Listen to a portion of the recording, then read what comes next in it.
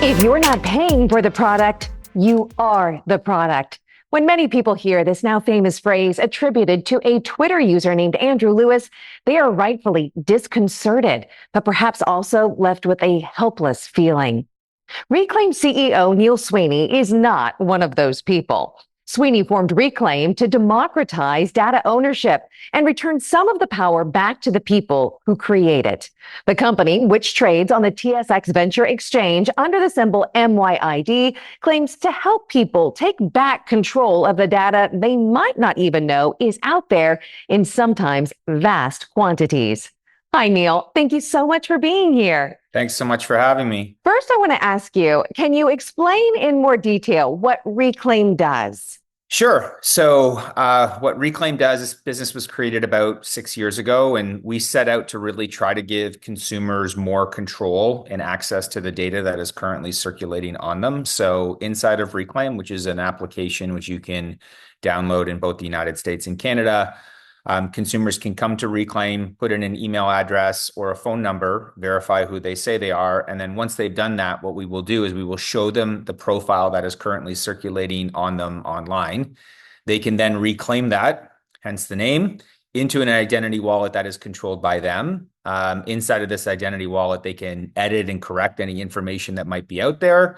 They can add additional data, and most importantly, they can then choose to consent and option that data directly to a brand, a platform, a company, an AI model, and receive direct compensation when it's used. So that's it. So we feel like we're democratizing data for consumers. We think we're the only company in the world that's doing it, and it's been a lot of work, but it's paying off.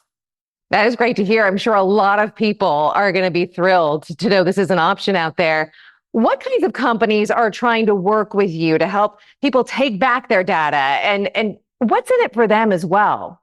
Well, I mean, I think obviously for the consumer, the obvious part here is you can choose to be part of Reklaim and have some control and optionality around your data, or you can choose not to be part of Reklaim, in which case you are basically giving up all control of your data. For companies, there's a couple of things that are happening. Naturally, every company in the world is using data to make decisions.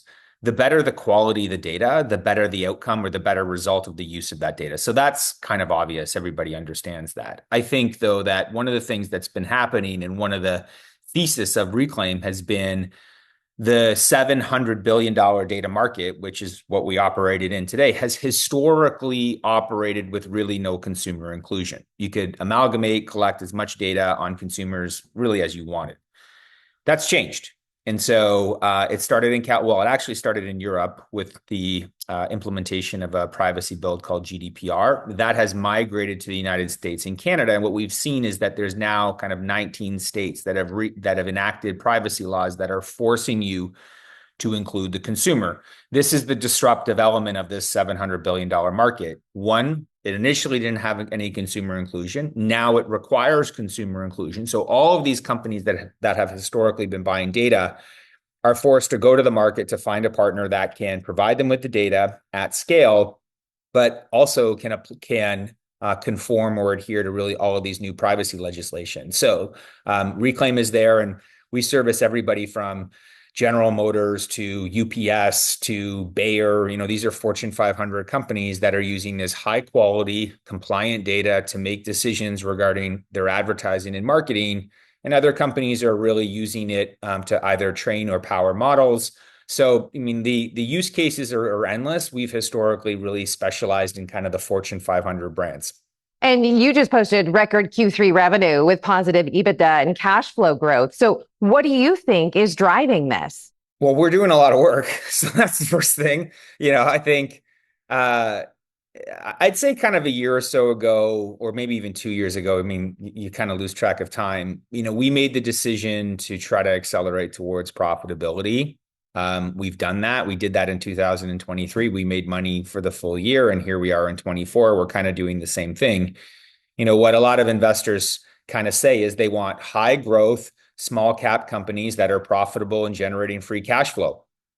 Well, we're doing all that. So, I mean, I think we're checking the boxes as it relates to what people want.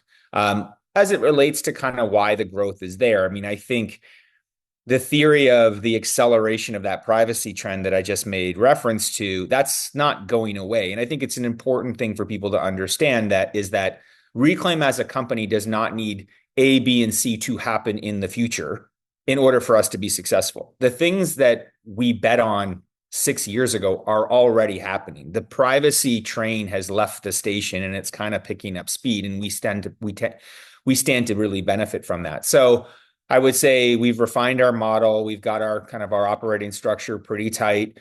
We're scaling the business. We're having better visibility. When brands work with us, they typically don't leave. They end up kind of re-engaging at a higher level. And, naturally, we've been increasing the overall size of the team. So I think the combination of the macro trend, an increase in the team, and just obviously our positioning in the market has all kind of contributed to it. Wonderful. Reklaim CEO Neil Sweeney, thank you so much again for joining us.